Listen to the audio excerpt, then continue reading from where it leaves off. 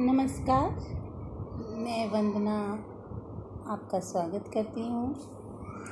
विभिन्न अवस्थाओं में सांवेगिक विकास के जो है अंतर्गत आज हम बाल्यावस्था में सांवेगिक विकास का अध्ययन करेंगे। ये इस अवस्था का जो है सांवेगिक विकास भाग 2 है। पिछले वीडियो में हम लोगों ने शैशवावस्था में सांवेगिक विकास का अध्ययन किया था।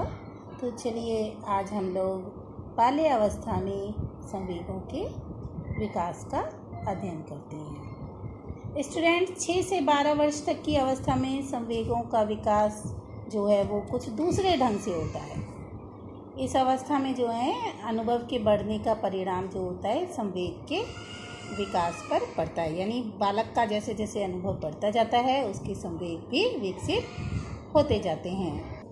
बाल्यावस्था में संवेगात्मक विकास का अध्ययन करने के लिए हम लोग पहले एक कथन ले लेते हैं क्रो एंड क्रो का।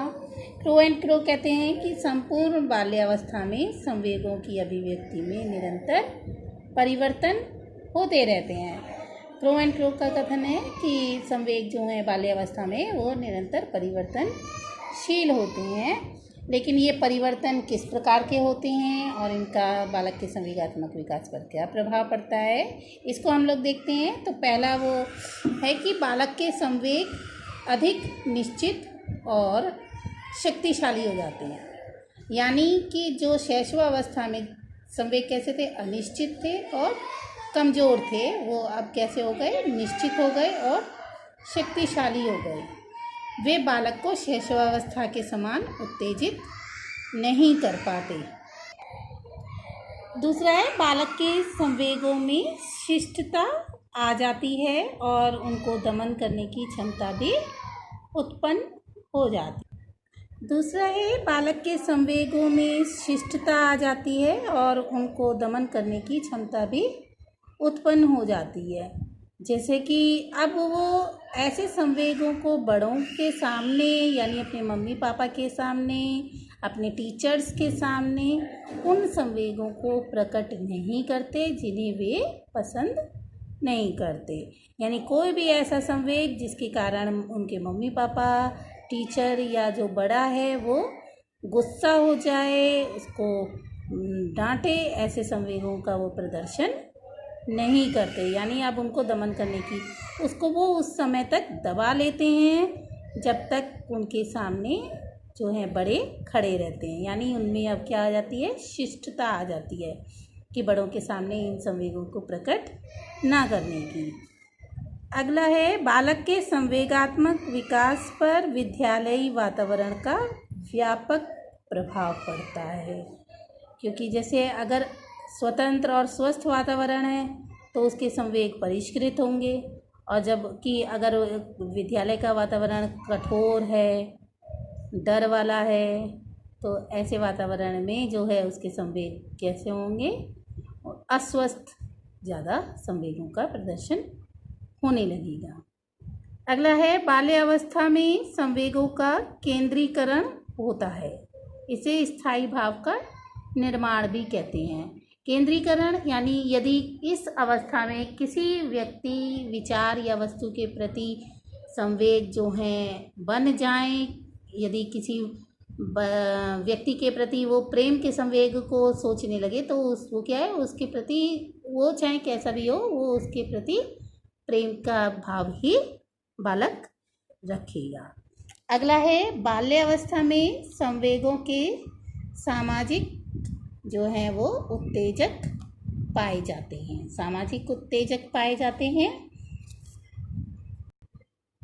जैसे एक टोली में रहने वाला जो बालक है उसमें कौन सी टोली की भावना आ जाएगी, और समाज में रहने के कारण उसमें समाज सेवा और समाज कल्याण की भावना, तो ये सब क्या है, सामाजिक संवेग हैं। इसके बाद है बाल्यावस्था में संवेगों की अभिव्यक्ति एवं प्रकटीकरण में अंतर पाया जाता है, यानी कि बालक की जो अंडरस्टैंडिंग पावर है वो क्या हो जाती है, वो बढ़ जाती है।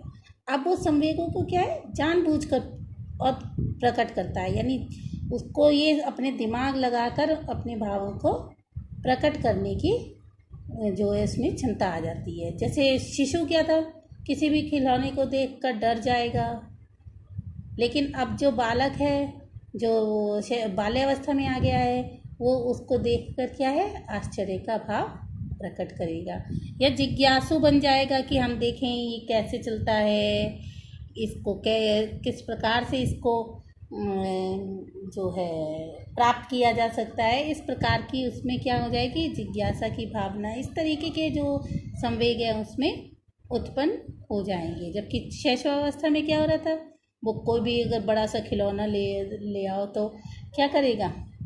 अगर उदाहरण के तौर पे आप एक बड़ा सा टेडी शैशवावस्था के बालक को दिखाइए तो वो डर जाएगा, सामान्य है ये, लगभग सारे बच्चे उसे देखकर डर जाएंगे। जबकि जो बाल्यावस्था का बालक है वो बहुत बड़े टेडी को देख के क्या है, आश्चर्य प्रकट करेगा और फिर उसको देख के हंसेगा या खुशी का, यानी कि अब उसमें प्रकटीकरण में अंतर आ गया है और अभिव्यक्त करने का अंतर पाया गया है। अगला है, बाल्यावस्था में विभिन्न समूहों का सदस्य होता है बालक, इस कारण उसमें ईर्ष्या, द्वेष, घृणा पाया जाना स्वाभाविक होता है। जब हम बहुत सारे लोगों के संग रहेंगे तो उनको देखकर हम लोग कुछ अनेक भाव जो है संवेग को उत्पन्न करना स्वाभाविक रूप से सीखते हैं। यही इसमें कही गई है, क्योंकि बालक जो है अब बहुत सारे लोगों से मिलने जुलने लगता है, विद्यालय जाता है, वहाँ पे उसको समूह मिलते हैं, टीचर्स मिलते हैं, तो उनको देखकर उनमें जो है अलग अलग भाव आना स्वाभाविक हो जाता है। अगला है, 6 वर्ष से 12 वर्ष की अवस्था में संवेगों का विकास जो है, नए संवेग उसमें उत्पन्न होते हैं। ये जो घृणा, ईर्ष्या, द्वेष, ये सब जो संवेग थे वो शैशवावस्था में नहीं पाए जाते थे, तो लेकिन अब इनमें ये क्या हो गया है, धीरे धीरे ये नए नए संवेग इनमें विकसित होने लगते हैं। तो ये जो 8 पॉइंट मैंने यहाँ पे बाल्यावस्था को लेकर संवेगात्मक विकास को थे, तो ये इस बात का प्रमाण